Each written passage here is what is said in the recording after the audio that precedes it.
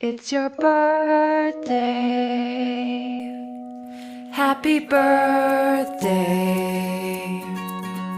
It's your birthday.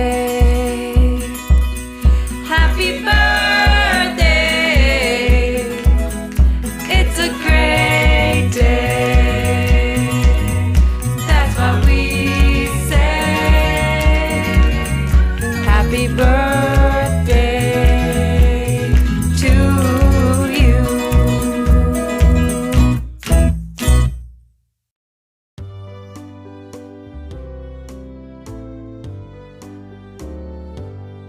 Happy birthday to you. Happy birthday to Happy birthday, Mali! Happy birthday, Madi! Sana madami pang birthday ang dumating sa iyo. More blessing to come. Salamat sa lahat ng mga tulong mo sa amin. Sana matupad lahat ang mga pangarap mo. Love you, Madi! Hello Made, bagong lahat. Happy birthday sa'yo. Naway marami pang birthday dumating sa buhay mo. At bago ko pala makalimutan ang lahat, maraming salamat sa'yo, lalo na nung na-quarantine ako kasi ikaw yung nagbigay sa akin ng gamot, ng vitamin, ng ulam ko, ng ulam namin. Wala man ako may bigay na kapalit. Dayan mo pag yumaman ako. Sobra-sobra yung bibigay ko sa'yo. Antayin mo yan.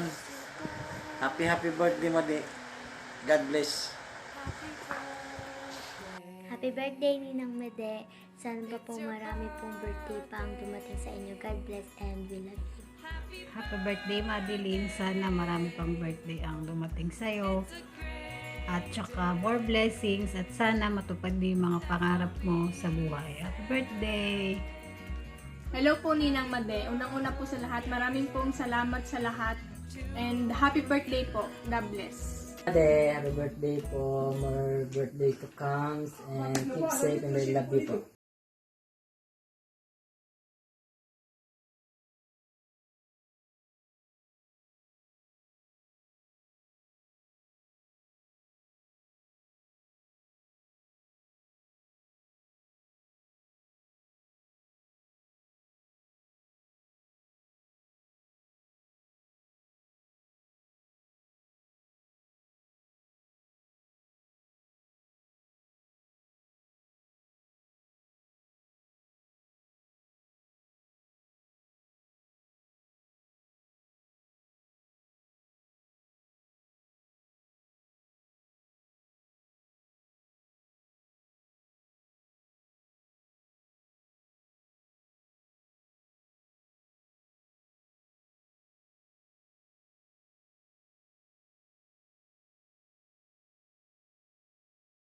Hina.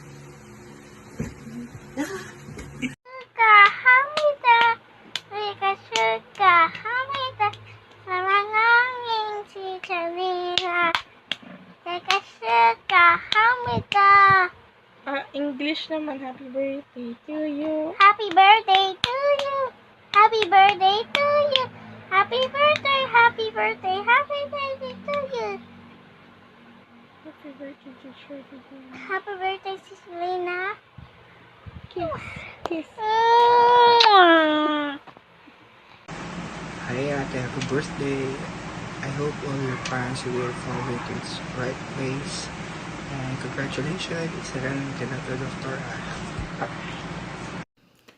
Hi! Good evening po sa lahat.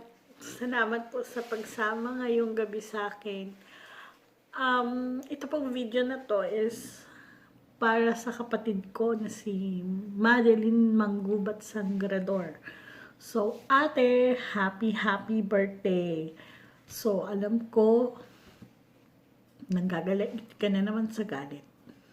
Kasi yung ate ko po, ayaw niya ng public, napapublic ba siya or nakakaladkad siya, ganun.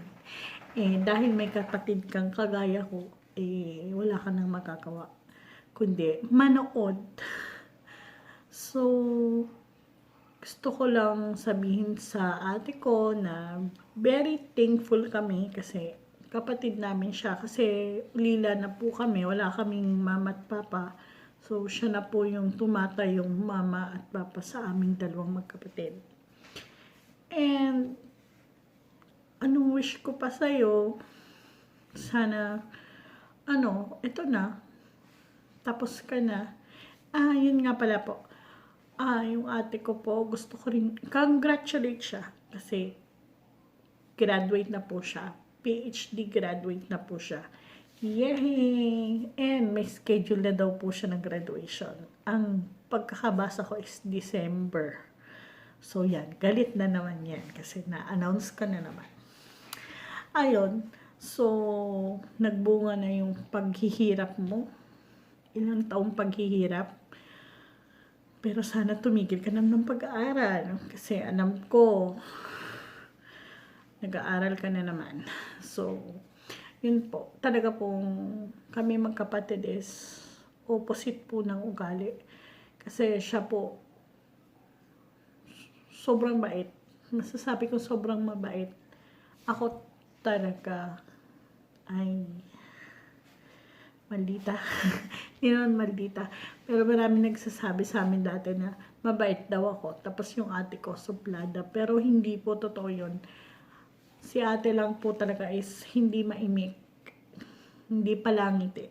And ako, mabati ako sa tao, palangiti, makwento. Yung ate ko hindi. Kaya napagkakamanin siyang suplada.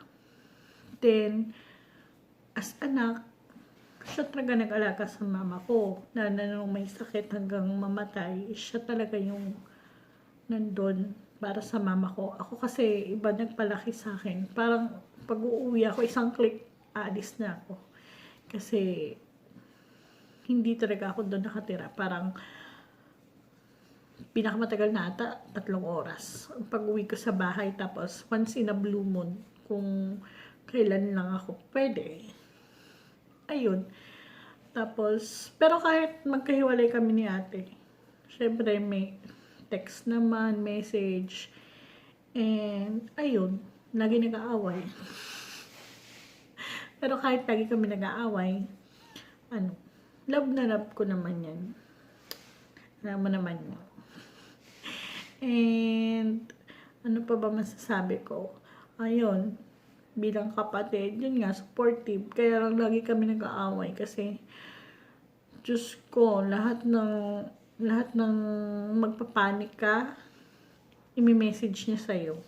Ito, ganyan, sa pagkain, pag kumain ka na ganyan, bawal, halaka, may sakit ka, ganun.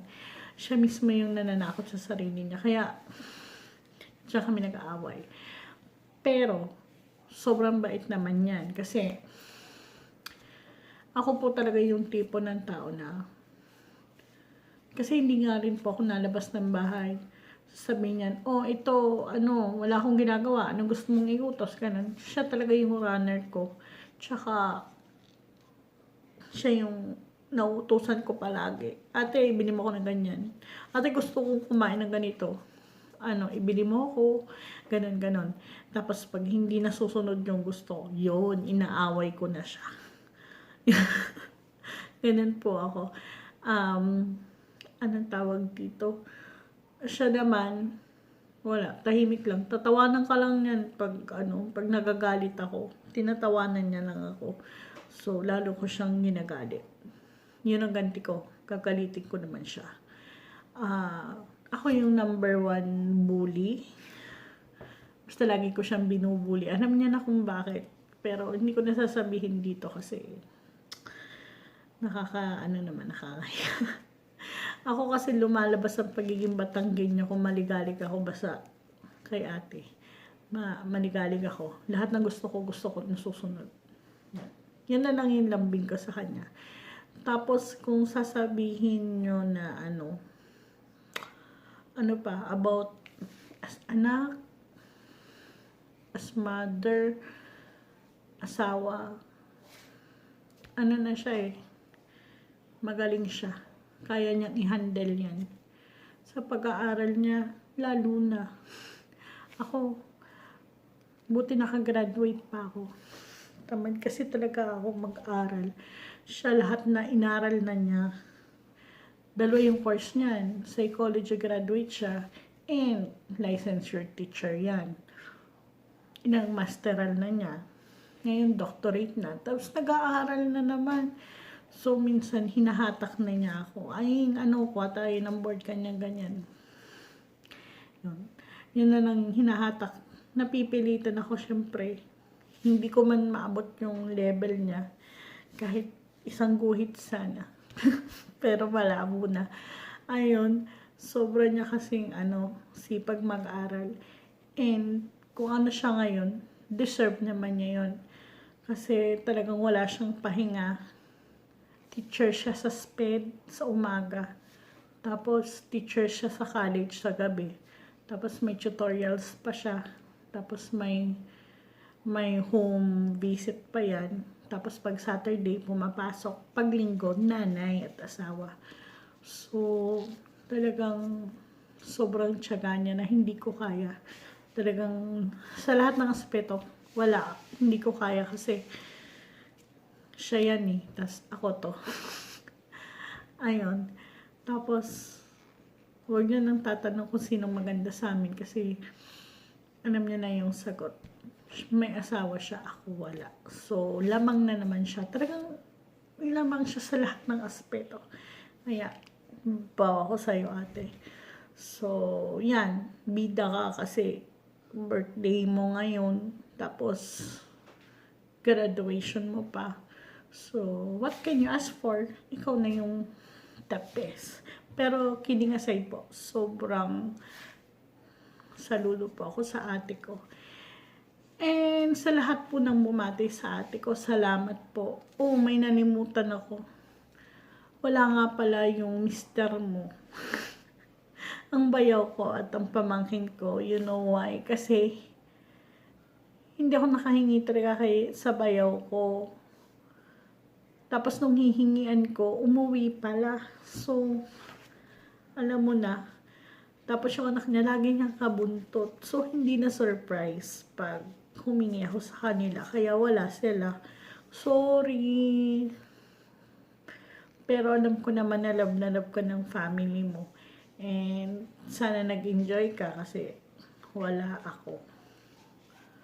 Naghanda ka ng wala ako ngayon. So, sana nag-enjoy ka rin sa gift namin sa'yo. Sana, alam ko may mga plano ka pa sa buhay. Always remember lang na nandito lang ako sa likod mo. Sa likod lang. Sa likod lang ha. Hindi. Lagi ako nakasuporta sa'yo. And kahit anong gusto mo na makakabuti sa'yo is lagi mo akong maaasahan. Yun lang ang pinakatulong ko sa'yo. Sumuporta sa'yo. And alam ko naman na lahat ng desisyon mo sa buhay is okay. Believe ako sa'yo eh. Ayun. Paano na po? Salamat na po sa lahat sa inyo. And nauutal na ako kasi hindi ako sanay magsalita. So, yun po. Maraming salamat po sa lahat. So, kung hindi nyo pa po ako nasusubscribe, please subscribe to my channel, like, comment, and ring the bell para po ma-notify po kayo pag may mga bago po akong upload na videos. So, sige, hanggang dito na lang po. Salamat po sa lahat ng sumama. Thank you po. Happy birthday ulit, ate. Mwah.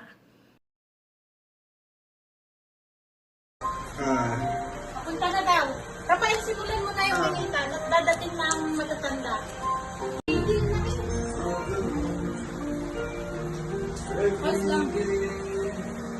Masarap pang Ay, hindi. Iba yun.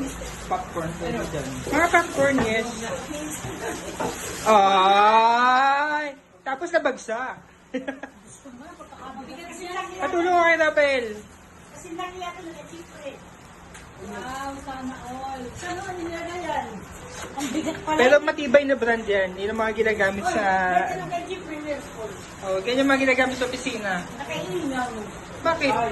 Hindi lang, hindi pa binabalik. Sira na Dalawa kami. kinya, isang isa. Kanino? Hindi kasi dapat nababasa yan. Ha?